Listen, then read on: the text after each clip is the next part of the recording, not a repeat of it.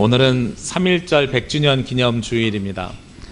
제가 보통 그 국가기념일을 이렇게 예배로 따로 드리는 경우가 별로 없었습니다. 아마 기억해 보시면 알겠지만 저는 그냥 국가기념일은 국가기념일이고, 그리고 말씀은 말씀대로 흘러가고, 그러나 다만 말씀을 전하면서 국가기념일을 예화로 삼거나 예로 들 수는 있겠다, 이런 생각을 갖고 있었던 사람 중에 하나인데요. 그런데 오늘은 특별히 국가기념일이지만 관련한 예배를 드리려고 합니다. 그래서 우리가 몇 주간 진행해왔던 반응으로부터 시작해서 신앙생활의 기본적인 선교하는 것이나 혹은 봉사하는 것이나 하나님 앞에 기도하는 것, 그리고 원래는 오늘 예배를 예정했었는데 한 주 미루고요. 오늘 이 3.1절에 대한 말씀을 함께 나누기를 원합니다. 왜 국가기념일에 대한 예배를 안 드리는 이유, 여러 가지가 있겠습니다만, 저는 성경이 말씀대로 흘러가는 것이 가장 중요하다고 생각하고요. 그리고 이 국가기념일을 예배로 드리면 설교자 입장에서 굉장히 힘들어요.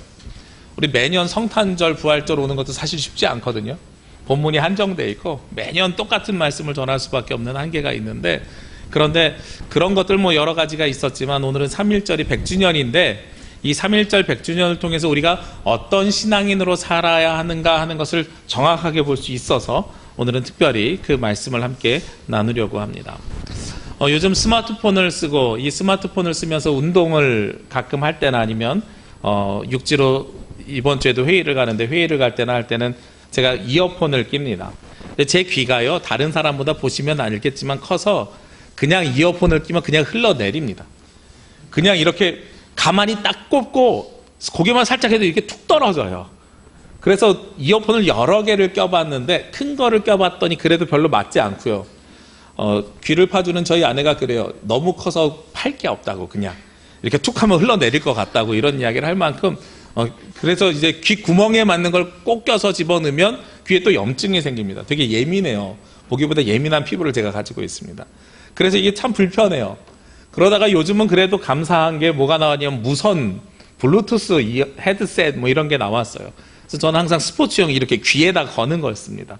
그럼 괜찮아요. 이런 블루투스 제품 같은 걸 살 때 사자마자 제일 먼저 해야 되는 게 있는데, 뭘 해야 되냐면 싱크를 맞춘다 그래요. 두 개를 연결하는 작업을 싱크를 맞춘다고 하는 것입니다. 이 싱크를 맞춘다, 처음에는요 그냥 한글로 싱크를 맞춰야 됩니다, 이런 얘기를 들었을 때 우리가 생각, THINK, think, 생각을 맞춰야 되는구나, 저는 처음에 그렇게 생각을 했거든요. 그랬는데 스펠을 보니까 달라요. SYNC 이렇게 think 이렇게 돼 있어요. 동기화라는 것이거든요. 그래서 두 가지를 동일하게 맞춘다라는 거예요. 이 동기화라는 개념이 그냥 단지 블루투스 헤드셋하고 스마트폰만 연결되어 있느냐, 아니더라고요. 컴퓨터도 동기화시키면 굉장히 편안합니다. 그래서 제가 스마트폰으로 사진 찍는 거를 제 컴퓨터로 자동으로 가게 동기화를 시켜놨어요. 그래서 스마트폰을 잊어버리거나 아니면 이거를 초기화시켜도 컴퓨터에 그 자료들이 남아있는 거죠. 그리고 또 이제 밖에서 또 혹시 쓸 일이 있으니까 컴퓨터에 사용하는 거를 웹에서 쓸 수 있게 또 웹하드랑 또 동기화를 시킵니다. 이런 것들이 다 싱크예요. 우리가 이 3.1절을 받아들이면서요, 3.1절 100주년을 받아들이면서 우리가 어떤 마음으로 받아들였으면 좋겠냐면, 100년 전에 이 땅에 3.1운동을 했었던 사람들의 뜨거웠던 그 심정과 마음하고요, 100년 뒤인 2019년을 살고 있는 지금 우리들의 마음을 think, 연결해서 동기화시켰으면 하는 바람이 있습니다. 왜냐하면 이 3.1운동은 제가 말씀을 준비하면서 자료를 참 여러 개 찾아봤는데, 자료를 찾아보다 보니까 굉장히 신앙적인 운동이었어요. 물론 기독교만의 운동은 아니고 민족의 운동이었지만 그 시작이나 여러 가지 면에서 우리가 신앙인이 아니면 할 수 없을 것입니다 라는 것을 잘 알 수 있을 만한 운동이었습니다. 우리가 표면적으로 알고 있는 이야기가 있지요. 3.1절에 민족대표 33인이 독립선언서를 읽었는데요, 그 33인 중에 16명이 기독교인이라는 건 아마 익히 들어서 알고 있을 것입니다. 자료를 찾아보니까 3.1운동은 누가 조직하고 누가 시작을 했는가? 기독교와 천도교가 주가 되어서 시작했습니다. 그래서 목사님들이 써놓은 일기장 같은 기록들을 보면은요, 그런 고민들을 해요. 우리가 신앙인으로서 하나님을 믿는 사람들이 과연 나라에 저항하는 운동이 맞는 것인가 하는 고민을 써놓으셨고요. 또 하나는 뭘 써놨냐면, 우리가 유일하신 하나님을 믿는 그리스도인들이 천도교랑 합작해서 이 일을 하는 것이 맞는가 하는 고민을 써놓았어요. 그런 고민과 갈등이 영적으로 있었을 만큼 많은 역할을 했었습니다. 남강 이승훈 선생님 같은 경우도 장로님이었고요. 민족대표 33인 중에 목회자도 있었을 만큼 되게 열심히 열정적으로 참여했습니다. 그리고 그렇게 모든 것들을 조직했어요. 그래서 어디는 천도교가 주가 되어서 기독교가 덤으로, 어디는 기독교가 주가 돼서 천도교가 덤으로, 어디는 기독교 단독으로, 경상북도나 이런 데는 불교 중심으로, 이렇게 해서 많은 종교들 중심으로 해서 시작된 것이 바로 3.1 운동입니다. 그런데 그 중에서 가장 뜨겁고 열정적으로 그 3.1 운동에 참여한 것이 바로 저는 그리스도인들이라고 생각합니다. 이 그리스도인들이 3.1 운동을 조직하면서 이 운동을 전개해가는 과정들을 살펴보면요, 생각보다 굉장히 대단하게 해 나가는 것을 알 수가 있습니다. 그리스도인들이 3.1 운동을 조직할 때 당시에 조선이었죠. 조선에 있었던 교회 수가 몇 개였냐면 약 장로교가 1600 몇십 교회, 감리교가 1700 몇십 교회, 한 3,400개 교회가 조선 땅에 있었는데요. 이 교회들을 조직하고 교회들에게 연락하는 방법으로 3.1 운동이 전달됐어요. 그러니까 이게 굉장히 빠른 속도로 당시의 통신체계에서 있을 수 없는 방법으로 전달되고, 그리고 그것이 이어져 나갔던 것입니다. 그리고 나서 그 전달된 내용 중에 하나가 무엇이냐면 3.1 운동을 준비하는 그리스도인들의 자세에 대해서 이야기하고 있었습니다. 그리스도인들이 어떻게 준비해야 되는가? 3.1 운동에 참여하는 사례는 열거할 수 없을 만큼 많지만 강서 지역에 독립단 통고문이라는 전단이 뿌려졌는데요. 이게 나중에는 일본 내에서 불온 선전물이 돼가지고 많은 목회자들이나 신앙인들이 잡혀갔는데, 그 전단에 뭐라고 써있냐면 이렇습니다. 우리 존경하고 호기한 독립단 여러분이요, 어떤 일이든지 일본을 모욕하지 말고 돌을 던지지 말며 주먹으로 때리지 말라, 비폭력으로 하자는 거죠. 이는 야만인이 하는 바니 독립의 주의를 손상할 뿐이니 행여 각각 주의할지며, 여기까지는 모든 사람들에게 하는 이야기입니다. 그런데 그 다음에요, 신자는, 즉 그리스도인들은 매일 3번 기도를 하되, 일요일은 금식하며 매일 성경을 읽되, 월요일은 이사야 10장, 화요일은 예레미야 12장, 수요일은 신명기 28장, 목요일은 야고보서 5장, 금요일은 이사야 59장, 토요일은 로마서 8장을 돌아가며 다 읽을 것이라. 이 내용을 요약하면 그렇죠. 억압자 일본에 대한 적대와 폭력을 자제하고 기도와 금식으로 하나님께 의지함으로 일본에 대한 도덕적 우위를 유지하여서 하나님의 도우심으로 독립할 것을 우리가 바라보자. 이것이 바로 3.1 운동을 했던 그리스도인들의 자세였습니다. 그래서 오늘 성경 말씀을 보면은요, 출애굽기 3장이 어떤 이야기냐면 하나님께서 이스라엘이 핍박당하는 것을 보고 너무나도 안타까워서 출애굽시키기 위해서 지도자 모세를 부르는 장면입니다. 이 장면의 내용을 보면 하나님께서 어떻게 이스라엘을 구원하고 해방시켰는지를 말씀하고 있는데, 이것이 우리 3.1 운동에 전개하고 기가 막히게 닮아져 있어요. 오늘 말씀 6절과 7절 말씀에 보면은요, 또 이르시되 나는 내 조상의 하나님이니 아브라함의 하나님, 이삭의 하나님, 야곱의 하나님이라. 모세가 하나님 배웠기를 두려워하여 얼굴을 가리매 여호와께서 이르시되 내가 애굽에 있는 내 백성의 고통을 분명히 보고 그들이 그들의 감독자로 말미암아 부르짖음을 듣고 그 근심을 알고. 하나님께서 출애굽 구원의 역사를 어떻게 시작했냐면 이스라엘의 부르짖음을 듣고 보고 알고 그 구원의 역사가 시작되었거든요. 3.1 운동을 준비했던 그리스도인들이 어떻게 시작했냐면 하나님 앞에 기도 가운데 말씀을 보는 것으로 시작했습니다. 그러니까 즉 3.1 운동은요, 어떤 운동이었냐면 만세 운동으로 우리는 세상에 알려져 있지만 그리스도인들에게는 기도 운동이었다 하는 거예요. 이 기도가 있지 않으면 이 3.1 운동이 시작될 수도 없었고, 이 동력이 3월 1일 날 시작돼서 몇 개월 동안 지속되었거든요. 몇 개월 동안 지속될 수 있는 능력과 힘도 무엇으로 말미암아서 이어질 수 있었는가? 바로 기도 운동이었기 때문에 가능했다 하는 것입니다. 3.1 운동은 이렇게 하나님 앞에 부르짖음으로 시작됐어요. 이스라엘 민족도 하나님 앞에 부르짖었는데, 이 부르짖음은 앞에 있는 2장 24절 말씀에도 또 말씀하고 있습니다. 하나님이 그들의 고통 소리를 들으시고 하나님이 아브라함과 이삭과 야곱에게 세운 그 언약을 기억하사 하나님이 이스라엘 자손을 돌보셨고 하나님이 그들을 기억하셨더라. 하나님께서요 부르짖음을 들으시고 언약을 기억하시고 그리고 그들을 해방시키기 위해서 그 사람들을 기억하기 시작하셨다 하는 거죠. 우리 가운데 고통받고 있고 억압받고 있고 압제를 받고 있으면 제일 먼저 해야 되는 것이 무엇인가? 하나님 앞에 부르짖음이어야 된다는 거예요. 그래서 우리가 지금 이 세상에서 살아갈 때에 3.1절 100년 전에는 일제로부터 우리가 억압받고 있었는데 그럼 지금은 우리는 억압받고 있지 않은가? 아니죠. 저는 지금도 우리는 무엇인가에 억압받고 있는 삶을 살아가고 있다고 생각합니다. 과거처럼 인권이 유린되고요. 우리가 육체적으로 아니면은 물질적으로 여러 가지 문화적으로 이렇게 통제를 당하는 사회는 아닐지라도요. 지금은 내가 중심인 세상을 살면서 나 중심의 억압, 그리고 세상의 권세자들, 이 세상의 권세자들이 무엇을 파고 들어와요? 바로 나의 욕심과 욕망을 파고 들어오죠. 그러니까 어쩌면 우리는 물질이나 권력이나 아니면 명예나 아니면 다른 사람들에게 보여지는 외식하는 이 모든 일들에 억압받아서 살아가고 있다는 거예요. 우리에게 이 억압받는 것은 끊임없이 존재합니다. 그리고 우리를 얽어매는 것은 끊임없이 무엇인가가 존재합니다. 그런데 거기에서 우리가 해방되는 것, 거기서 풀려나는 것을 우리는 무엇이라고 이야기하냐면 자유라고 이야기하는 거예요. 우리가 그 자유를 얻기 위해서는요, 이 억압이 무엇인지를 깨달아야 하고 이 억압에서 해방되어야 됩니다. 요즘 가장 우리를 억압하는 게 무엇입니까? 저는 물질이라고 생각해요. 만몬, 물질이 머니가 만몬이 되어가지고요, 우리를 끊임없이 억압하고 살아갑니다. 요즘 아이들 가운데 그런 이야기들 있잖아요. 큰 아파트 단지에 신도시가 들어서고요, 아파트 단지에 사람들이 살기 시작하면서 그 아파트 단지에 요즘 필수적으로 뭘 짓게 돼 있냐면 임대주택을 짓게 돼 있어요.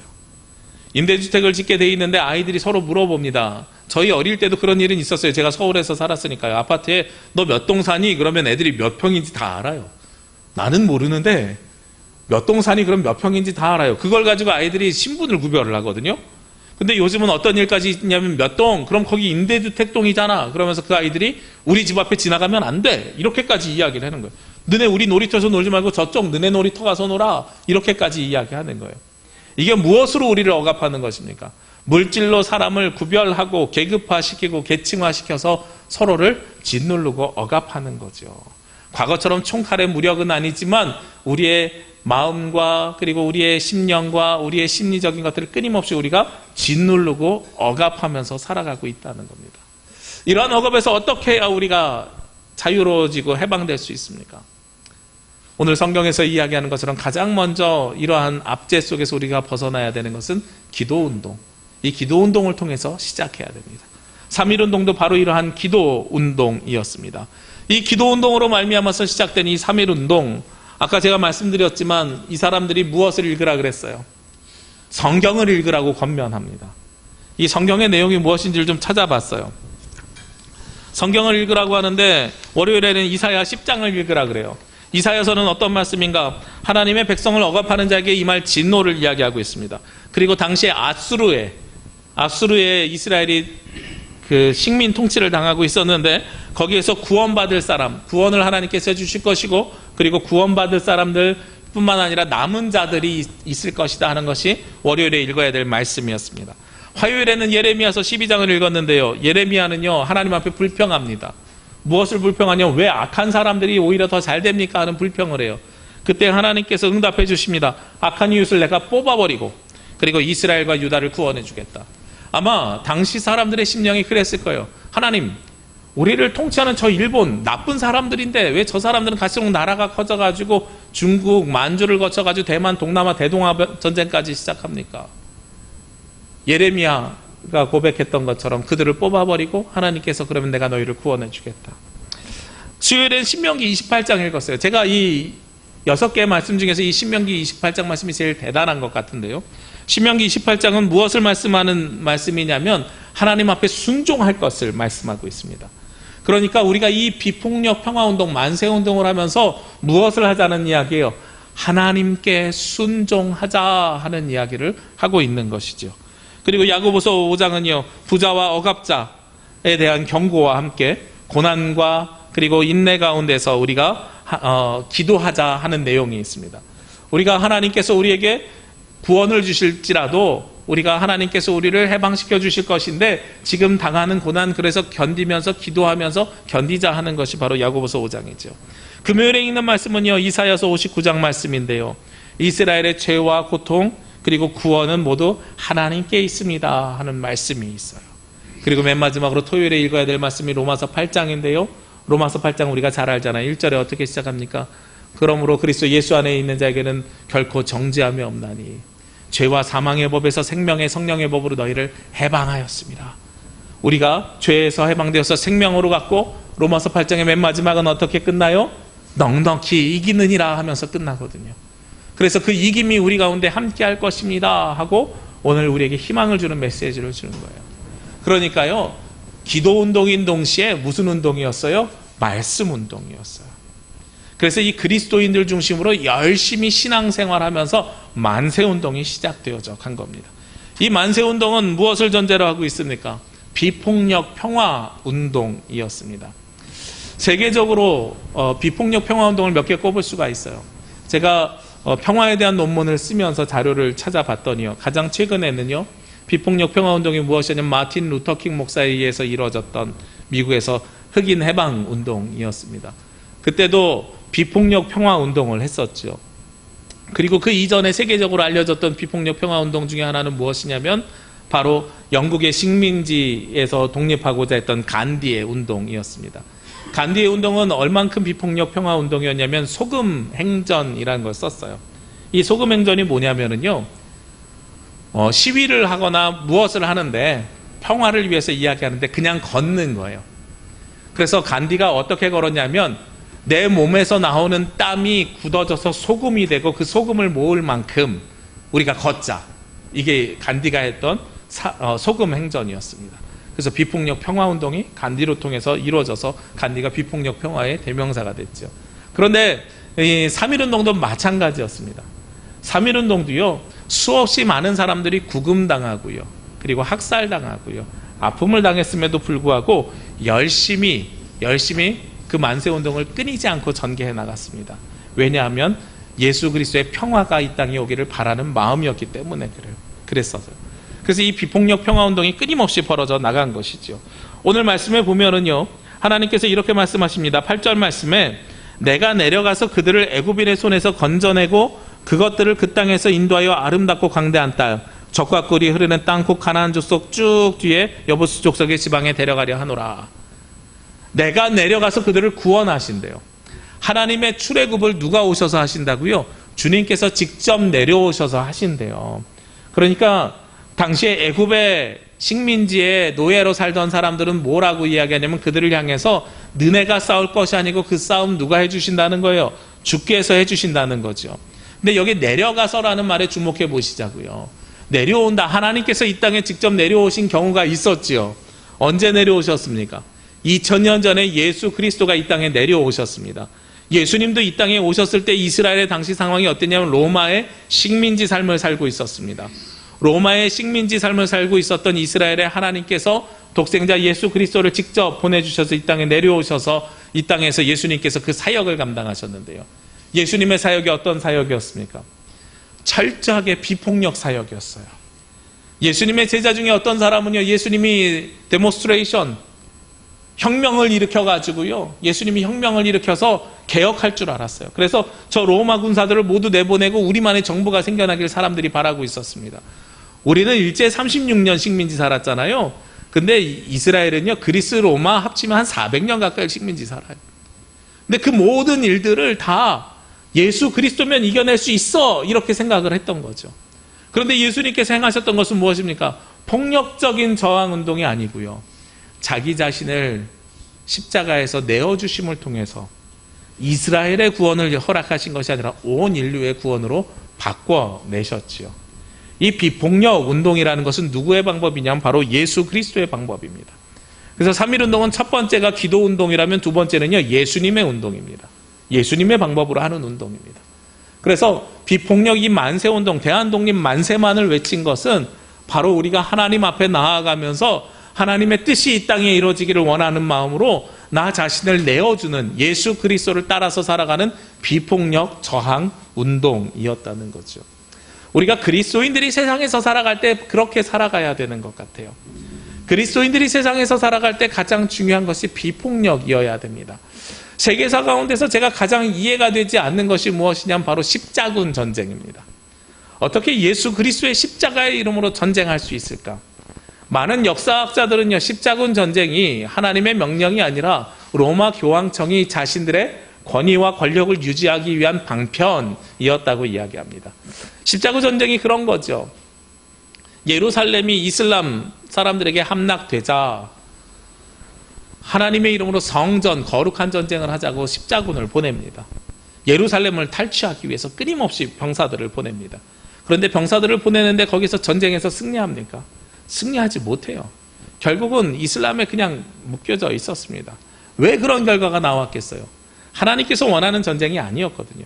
당시 로마 교황청이 그런 생각을 하고 있었어요. 뭐냐면 로마 교황청이 대관식도 하고요, 모든 왕들을 임명하는 굉장히 중요한 주도권을 가지고 있었는데 각 나라의 왕들의 힘이 세지는 거예요. 그러니까 그 왕들의 힘, 그 왕들의 군사들의 힘을 빼야 되잖아요. 그러니까 그 군사들을 어떻게 해요? 유럽에서 자기 나라 군사들을 자기가 데리고 있으면 힘이 세지니까 그 군사들을 차출받아가지고 어디로 보내야 돼요? 예루살렘으로 전쟁하러 계속 보내는 거예요. 그래서 그 힘을 뺐던 거죠. 정치적인 목적으로 사용하는 겁니다. 결코 하나님은요, 전쟁을 통해서 하나님의 평화를 이 땅에 이루려고 하시는 분이 아닙니다. 하나님은 철저하게 무엇을 통해서 이 땅에 평화를 갖고 오시냐면 예수 그리스도께서 보여주셨던 그 희생으로 말미암아서 평화를 우리에게 주십니다. 제가 지난번에 말씀드렸죠. 예수님께서 보여주신 사랑은 4가지의 사랑의 모습이 있습니다. 예수님의 사랑의 첫 번째 사랑의 모습은 희생하는 사랑입니다. 자기 자신을 내어주심을 통해서 우리를 희생하면서 사랑을 주셨습니다. 이게 평화의 가장 중요한 요건 중에 하나입니다. 예수님께서 우리에게 보여주신 두 번째 사랑의 모습은 진실된 사랑입니다. 겉으로 보여지는 사랑이 아니라 마음으로 주시는 사랑을 우리에게 전달해 주셨습니다. 예수님께서 우리에게 보여주신 사랑의 4번째 사랑은 구체적인 사랑입니다. 사랑을 추상적으로 말로만 하는 것이 아니라 자신의 행동으로 몸소 실천해 보이셨습니다. 예수님께서 우리에게 주신 사랑 4번째는요, 바로 중심이 있는 사랑입니다. 세상 사람들이 밖에서 사랑을 전하고 봉사를 하는 것과 우리 그리스도인들의 하는 가장 커다란 차이가 무엇이냐면 그 중심에 누가 계시냐는 거예요. 그 중심에 내가 전하는 사랑이 아니라 예수 그리스도가 있을 때 그 사랑이 중심이 있는 사랑이 되는 거죠. 이 4가지 사랑의 표현 방법이 어떤 방법으로 표현될 수 있을까? 바로 평화로 표현될 수가 있습니다. 요즘 남과 북이 평화, 화해 무드로 가고 있어요. 물론 비판하시는 분들도 있습니다. 그런데 이 평화는 사람이 만든다고 해서 만들어지는 것이 평화가 아닌 것을 저는 믿고 있습니다. 독일이요, 동과 서가 베를린 장벽이 무너짐을 통해서 통일이 됐잖아요. 독일 사람들도 열심히 정상회담을 하고요, 서로 통일을 하기 위해서 문화적 교류하고요, 우리보다 훨씬 더 발전된 교류를 했어요. 양쪽의 TV를 서로 자유롭게 볼 수 있었습니다. 그리고 왕래가 가능했었습니다. 그만큼까지 발전돼 있었고, 베를린이 어디에 있었는지 아세요? 우리나라 판문점처럼요, 휴전선에 있었던 게 아니에요. 동과 서가 갈라져 있고 동독에 베를린이 있었어요. 그래서 베를린 한 가운데를 또 동과 서로 나눠 있었어요. 그러니까 사실은 우리나라로 지금 이야기하면 베를린이 어디 있는 것으로 이해하시면 되냐면 평양을 남과 북으로 갈라가지고 평양 반쪽을 남쪽이 쓰는 거예요. 우리가 개성 왔다 갔다 하듯이. 그러니까 그게 어떤 상황 속입니까? 우리보다 훨씬 더 많은 교류가 있었던 상황이거든요. 그런데 그럼에도 불구하고 독일의 정치가들이나 통일학자들은요, 더 오랜 시간이 걸릴 줄 알았어요. 그런데 그것이 장벽이 순식간에 무너졌거든요. 순식간에 무너진 이유가 무엇인지 아십니까? 한 교회에서 시작한 기도회 때문에 그렇습니다. 통일을 열망하는 촛불 기도회가 시작이 됐고요, 한 교회에서 기도했던 그 기도의 불이 커져 나가서 결국은요, 독일의 이 베를린 장벽을 한순간에 무너뜨리는 일을 해 나갔어요. 누가 주도하시는 거예요? 하나님께서 주도하시는 거죠. 우리가 지금 인간적으로는 할 수 있는 평화 통일에 대한 여러 가지 교류들을 왔다 갔다 합니다. 근데 결정적으로요, 이 일을 행하시는 분은 누구시냐? 하나님께서 하셔야 행할 수 있습니다. 즉 오늘 주신 말씀처럼 하나님께서 애굽에 내려가셔서 출애굽을 시켜주셨던 것처럼 예수 그리스도가 이 땅에 오셔서 우리를 죄와 사망에서 생명의 성령의 법으로 해방시켜 주셨던 것처럼 이 땅에 온전한 평화가 이루어지기 위해서는 하나님께서 이 땅에 오셔서 이 나라 이 민족을 사랑하셔서 이 땅에 주님의 뜻이 이루어져 나가야 되는 거예요. 그래서 이 땅에 무슨 운동이 벌어질 때요? 예수님의 방법으로 그 운동이 이루어질 때에 이 땅에 온전한 평화가 이루어질 수 있게 되는 거죠. 이 3.1운동이 가지고 있는 이 마지막 의미가 있습니다. 하나님께서 오늘 이스라엘 백성들을 보면 부르짖음을 듣고요, 하나님께서 직접 내려오신 다음에 이제 9절 말씀에 보면 누구에게 명령을 하십니다. 바로 모세에게 명령을 하시는데요. 이제 가라. 이스라엘 자손의 부르짖음이 내게 달하고 애굽 사람이 그들을 괴롭히는 학대도 내가 보았으니 이제 내가 너를 바로에게 보내어 너에게 내 백성 이스라엘 자손을 애굽에서 인도하여 내게 하리라. 하나님께서 누구를 보내십니까? 모세를 보내시지요. 하나님께서 보내는 사람이 이제 생겨나게 되는 것입니다. 하나님으로부터 명령받은 사람, 평화의 일꾼이 생겨나는 것입니다. 그래서 평화 일꾼의 운동이 일어나야 되는 거예요. 그래야 이 땅에 진정한 평화가 있고 하나님의 구원이 있고 해방이 이루어질 수 있습니다. 당시에 이스라엘을 노예 생활에서 벗어나기 위해서 하나님께서 모세를 들어서 누구에게 보내십니까? 오늘 성경 10절에 있는 것처럼 바로에게 보냅니다. 바로는 누구예요? 당시에 권력자예요. 세상의 권세자예요. 요즘으로 이야기하면 정치인이에요. 저는 개인적으로는 종교가 정치와 분리되어 있어야 된다고 생각하지만 그리스도인들은 정치에 참여해야 된다고 생각합니다. 이 두 가지가 뉘앙스가 조금 애매한데요. 종교가 정치하고 분리되어 있어야 된다는 것은 무엇이냐면 종교가 세상을 통치하려고 하면 안 돼요. 세상 위에 서려고 하면 안 됩니다. 그건 예수님의 방법이 아니에요. 세상 아래서 늘 섬겨가는 것이 기독교 그리스도인들이 해야 되는 역할입니다. 그리스도인들이 엘리트 의식을 가지고 세상 사람들을 위해서 고지론 이렇게 이야기하는데, 그리스도인들이 공부 잘해서 잘 되고 요셉과 같이 다니엘과 같이 높은 자리에서 총리로 쓰임 받으면 좋은 일이지요. 그런데 그렇게 쓰임 받는 것뿐만 아니라, 그러나 그리스도인들이 어떻게 해야 되냐면 세상에서 보이지 않고 낮은 곳에서 하나님의 사명을 받아서 그 사랑을 전달해야 됩니다. 그런 의미에서 종교는 정치와 분리돼야 됩니다. 그런데요, 반대로요, 정치에 그리스도인들이 참여해야 되는 것은 왜 참여해야 되냐면 하나님의 말씀과 하나님의 뜻과 하나님의 본질에 어긋나는 것은요, 외치는 삶을 살아야 됩니다. 그 일을 직접 권력을 가지고 행하면 그 사람도 부패할 수밖에 없어요. 그러니까 그 일을 행하는 사람이 아니라 그 일을 외치는 사람의 역할을 감당해야 되는 거예요.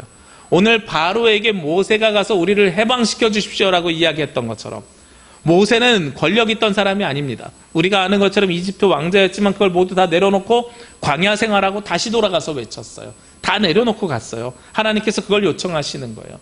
권력과 권위를 가지고 가라고 말씀하시는 것이 아니라 우리는 그리스도인으로서 외쳐야 할 것을 외쳐야 된다라고 이야기하는 거예요. 진보, 보수, 이 둘 중에 하나를 찬성하는 게 아닙니다. 둘 중에 누가 맞다고 이야기하지도 않습니다. 저는 둘 중에 한 사람이 모두 맞다, 이거 반대해요. 왜냐하면 진보 정부도요, 보수 정부도요, 어쨌든 다 사람이 하는 일이고 사람은 불완전합니다. 저를 포함해서 완전할 수가 없어요. 부족해요. 우리가 내리는 결정은 모두가 다 동전의 양면처럼 맞고 틀리는 것이 모두 다 존재합니다.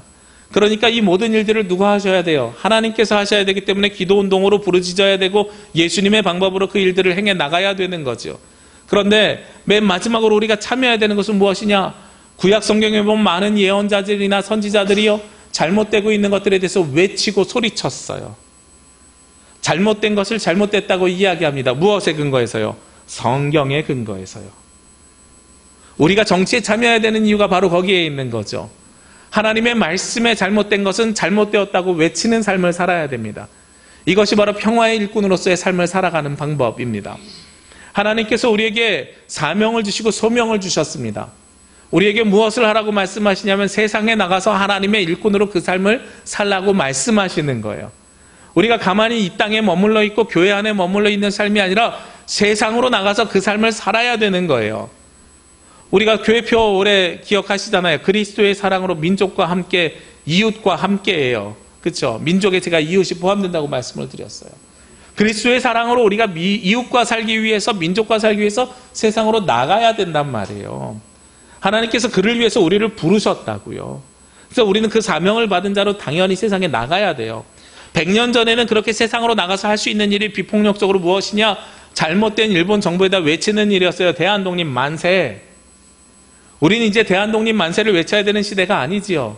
그럼 무엇을 외쳐야 됩니까? 그리스도의 사랑이 이 땅에 임하기를 외쳐야 됩니다. 하나님 나라가 이 땅에 임재하기를 우리는 외쳐야 됩니다. 그래서 하나님의 뜻이 이 땅에 이루어지기를 외쳐야 되는 거예요. 그런데 요즘 사람들이 외치기만 하면 그 이야기를 들어줍니까? 안 들어주지요. 예전에는 태극기 들고 만세운동을 벌이는 것이 외침의 방법이었으면요, 요즘은 그 삶을 살아내는 것이 우리의 외침의 방법입니다. 내가 하나님의 사람으로 삶을 살아야 되고요, 하나님 나라의 사람으로 삶을 살아내야 됩니다. 그것이 우리가 그 삶을 살아내는 방법이에요. 그것을 외치는 방법이라는 거죠. 오늘 모세를 하나님께서 보내시는데 모세 엄청나게 부담스러웠을 것 같아요. 주님, 제가 어떻게 이 일을 감당할 수 있습니까? 당시 그리스도인들은 안 두려웠을까요? 굉장히 두려웠을 것 같아요. 자료를 찾아보면은요, 이렇게 3.1운동을 한 다음에요, 기독교인들이 얼마나 많이 핍박을 당했는가 하는 것을 우리가 알 수 있습니다. 기독교인들이 그 핍박을 당하는 것은 우리가 상상할 수 없을 만큼 많은 핍박을 당했는데요. 먼저 교회가 불타기 시작합니다. 평남 강서의 사천의 학살 사건이 있었고요. 정주의 학살 방화 사건이 있었고요. 의주의 교회당 방화 파괴 사건이 있었고요. 천안 병천의 학살 사건이 있었습니다. 그리고 우리가 알고 있는 것처럼 수화원의 제암리교회가 불에 탔습니다. 제가 다녔던 신학교 바로 뒷산을 넘어가면 제암리예요. 그래서 요맘때 사순절 되면 항상 제암리교회를 방문했었어요. 제암리교회 가보면은요, 그런 설명이 있어요. 교회당 안에 사람들 다 가둬놓고 밖에서 못으로 창문으로 다 쳐서 잠가놓고 거기다 불을 질러서 죽여버렸어요. 그게 제암리교회에서 있었던 학살이에요. 왜 그 사람들이 그렇게 학살했겠습니까? 교회가 자신들의 반대했기 때문에 그렇죠. 그런데 그럼에도 불구하고 그러면 사람들이 분개하고 분노하죠. 사람들의 마음속에서는 당연히 무엇이 생겨나게 됩니까? 복수하고 싶은 욕망이 솟구쳐 오르거든요. 눈에는 눈, 이에는 이라 그랬으니까 우리가 20몇 명이 죽었으니 우리도 그 몇 명을 죽여야 되잖아요. 그게 우리 사람이 갖고 있는 당연한 욕심이거든요. 욕망이거든요. 본성이에요. 그런데 그럼에도 불구하고 비폭력 운동은 계속해서 이어갔습니다. 왜요? 그것이 진정한 하나님 나라의 뜻이었기 때문에 그렇죠. 그렇게 3.1운 만세운동이 이루어졌을 때 그러면 바로 해방이 되었을까요? 아니죠. 그 뒤로 무려 26년을 겪었습니다. 이스라엘도 똑같아요. 출애굽이 이루어진 다음에 바로 그들이 하나님께서 약속한 그 땅으로 들어갔습니까? 아니지요. 광야 40년을 지낸 후에 하나님의 약속의 땅으로, 언약의 땅으로 그때 비로소 들어가게 됩니다. 아마도 당시에 그리스도인들은 그 사실을 정확하게 잘 알고 있었던 것 같아요. 하나님 앞에 부르짖고요, 하나님께서 이 땅에 내려오셔서 우리를 해방시켜 주시고요, 우리가 그 사명자로 그 역할을 계속 감당해 나간다고 하면 하나님께서는 언젠가 그 일을 이루어 주시겠다 하는 믿음이 이들에게는 있었던 거예요. 그래서 그 어떤 역경과 고난 속에서도 그 신앙을 지켜가기 시작했습니다. 3.1운동 이후에 일본이 우리나라를 통치하는 통치 시스템이 바뀌었어요. 문화 통치를 시작합니다. 그 이전에는요, 힘과 폭력과 폭압으로 눌렀는데, 그러니 폭발했더라. 그러니 이제 문화적으로 접근하고 사상적으로 접근하고, 그래서 무엇을 이 땅에 전파하기 시작해요? 카페, 선술집, 다방 이런 것들을 전파하기 시작합니다. 사람들을 신경을 자꾸 딴 걸로 돌리기 시작하는 거죠. 그래도 잘 안 되니까 나중에는 교회는 어떤 걸로 통제합니까? 신사참배하라고 통제하기 시작해요. 억압하고 폭력을 거기다가 또 휘두르기 시작하는 거죠. 그럼에도 불구하고 버텼던 이 한국 교회가 3.1운동 때문은 아니지만 3.1운동으로 인해서 갖고 있었던 독립의 열망이 세상에 증거되고 전하여져서 결국은 1945년 해방을 맞이하게 되죠. 하나님께서 우리에게 요청하시는 것도 그런 것입니다. 아까 말씀드렸던 것처럼 우리를 얽어매고 우리를 폭압하고 우리를 억누르는 많은 것들이 있습니다. 그것이 물질일 수도 있고요, 권력일 수도 있고요, 사람 사이의 관계일 수도 있습니다. 여러 가지 관계로 우리가 눌려서 살아가고 있는데 여기서 자유로워지고 싶으시면 제일 먼저 기도운동을 시작하십시오. 그리고 그 모든 것들을 이겨내는 방법이 바로 예수님의 방법, 비폭력의 방법, 평화의 방법임을 기억하십시오. 그리고 마지막으로 그것은 나를 변화시키는 데서 끝나는 것이 아니고요, 하나님께서 나를 통해서 이 세상을, 이 나라를, 이 민족을 변화시키기 위해서 우리를 세상으로 보내셨다는 걸 기억하십시오. 그것이 하나님께서 3.1운동을 통해서 우리 민족에게 주시는 메시지이고 2019년 100년 뒤에 지금을 살아가고 있는 우리에게 주시는 말씀입니다. 기도 가운데에 예수님의 방법으로 세상에 보냄을 받은 저와 여러분이 되시기를 주의 이름으로 기도합니다. 기도드리겠습니다. 하나님께서 우리를 사랑하시고 우리를 구원하기 위해서 이 땅에 예정하시고 우리를 인도하시고 우리와 함께하여 주시니 감사합니다. 주께서 주시는 이 말씀에 따라서 우리의 삶이, 우리의 인생이 온전하게 되기를 원합니다. 아버지 하나님, 그를 위해서 우리가 기도 가운데 자유로워지게 하여 주옵소서. 예수님의 방법으로 평화의 운동을 하게 하여 주옵소서. 주님의 부르심에 응답하고 세상으로 보냄받은 사명자들로서 주님의 뜻이 이 땅에 이루어질 수 있도록 수고하고 노력하고 헌신하는 주의 자녀들 되게 하여 주시옵소서. 아버지 하나님, 우리의 약함과 우리의 부족함도 주님 앞에 맡겨 올려드립니다. 내 생각과 내 뜻과 내 방법대로 이루어지는 것이 아니라 하나님의 뜻이 이 땅에 이루어지는 놀라운 은혜를 경험하게 하여 주시옵소서. 이 모든 말씀 예수 그리스도의 이름으로 기도합니다. 아멘.